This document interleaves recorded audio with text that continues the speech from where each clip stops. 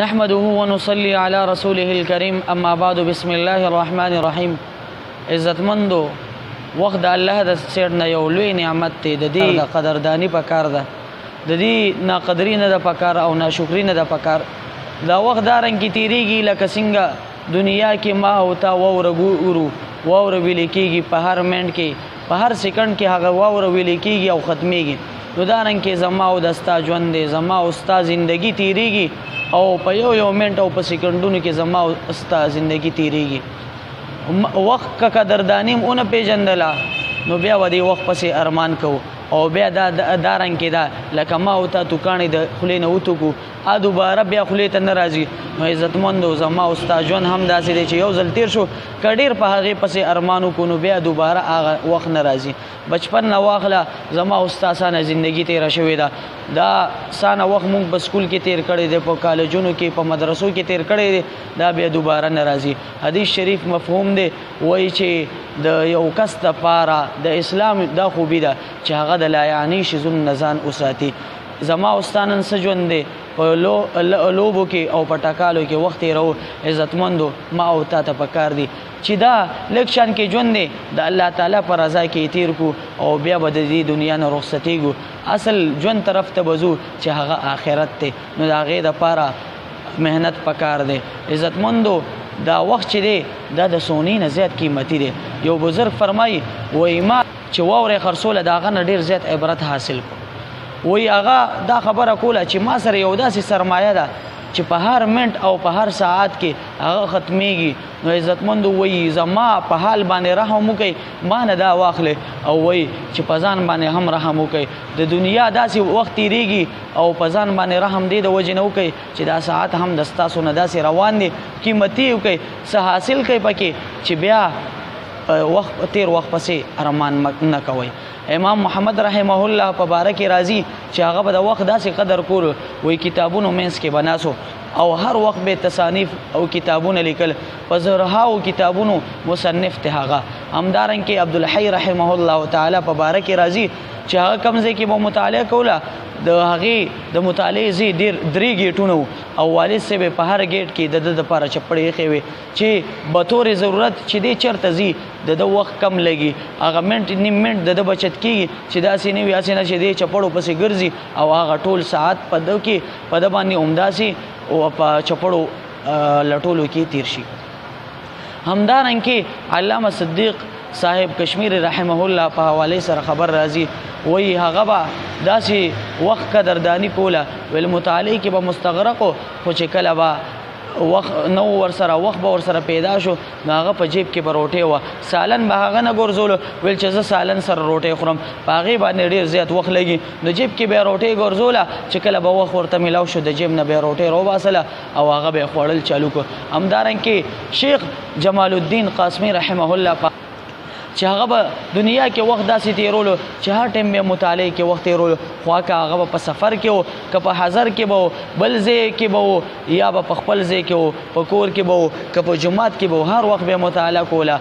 او چې کله به بازار ته لاړو داسې کسان به وکتل چې هغې به په کاوو کې قهوې به څښلې یا چای به څښلې او ګپونه به یې لګول. نو ویل به ماله ډېر زیات افسوس په دې خلکو باندې راځي. یو ورځ یو کس ته وایي چې داسې کسان یې وکتل، وایي ارمان چې دا وخت خرڅېدلی نو ما به د دې کسانو نه وخت په پیسو باندې اخیستی و. ویل دا داسې کسان دي چې دې سره د وخت قدرداني نشته دی او نن افسوس په دې خلکو باندې ماله ډېر زیات راځي. مولانا محمود الحسن صاحب هغه فرمایي، وایي ما ته یو شاګرد راغو، ویل چې د کیل په باره کې یې رانه تپوس وکړو. ویل ما ورته ویل چې تاسو دا لوبې ولې کوئ؟ ویل ټایم پاسې دپاره. ویل هغه ته ما وویل چې دلته راځه مطالعې دپاره، زه به کتاب در کوم او سبق به در کوم، هغه ته یې زده کوه، بیا دوباره ما ته اوروه، ستا وخت په ښه ښایسته انداز کې پاس کېږي. او دا دنیا کې دا وخت په ځان باندې بوج مه ګڼه چې ویې ولې، بلکې د دې قدرداني پکار ده. نن ما او ته همدارنګې دي. امام رازي رحمه الله تعالی د وخت لوی امام تیر شوی دی، هغه باره کې راځي وایي چې دی به ډیر زیات افسوس کولو په هغه وخت باندې چې کوم وخت کې روټۍ خوړلې کېږي ویل به ارمان چې دا وخت زما نه ضایع کېدلی بلکې دا وخت ما په مطالعې کې ورکولو. دارنګې حافظ ابن حجر عسقلاني رحمه الله تعالی په باره کې راځي چې هغه وخت په 3 حصو باندې تقسیم کړی. یو وخت چې هغې کې به تصنیف کتابونه لیکل، دویم هغه وخت چې د به پکې عبادات کول، او دریم هغه وخت چې مطالعه به کوله.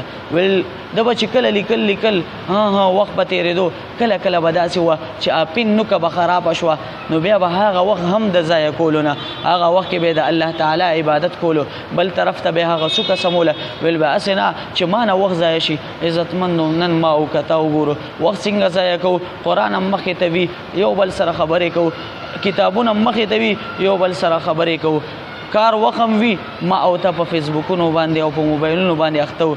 د خدای دپاره د خپل وخت قدرداني وپېژنئ. کم ساعت چې د ستاسو نه تېر شو بیا دوباره نه راځي. که تاسو ډېر ارمان په هغې پسې وکئ، دا ډېر زیات کسان به تېر شوي چې قرآنونه به حفظ کړي وي او ډېر داسې به وي چې په حفظ دوران کې به خبرې کولې، وخت به یې ضایع کولو. هغه به نن چې هغه دنیا نه رخصت شوي دي یا کم اوس هم په دنیا کې دي هغه وخت یې ضایع کړی دی، هغه به دې وخت پسې ارمان کوي.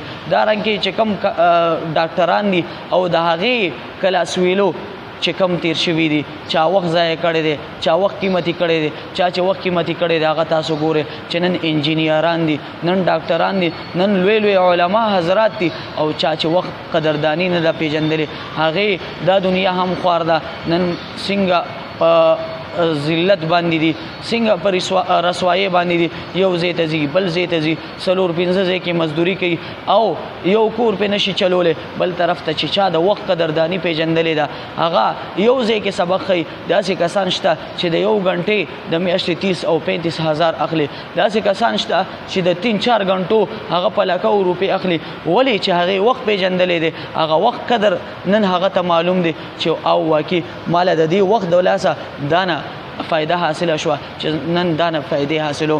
بل طرف ته یو عالم به تاسو وګورئ په ظاهره باندې به د هغه ډېره کمه تنخوا وي، خو چې یو عالم او بل عالم کلاس ویلو چې هغه وخت ضایع کړی وي، چې دا دواړه په یو لاره باندې روان وي نو عالم ته به خلک سلام کوي او زړه نه به قدر او عزت کوي.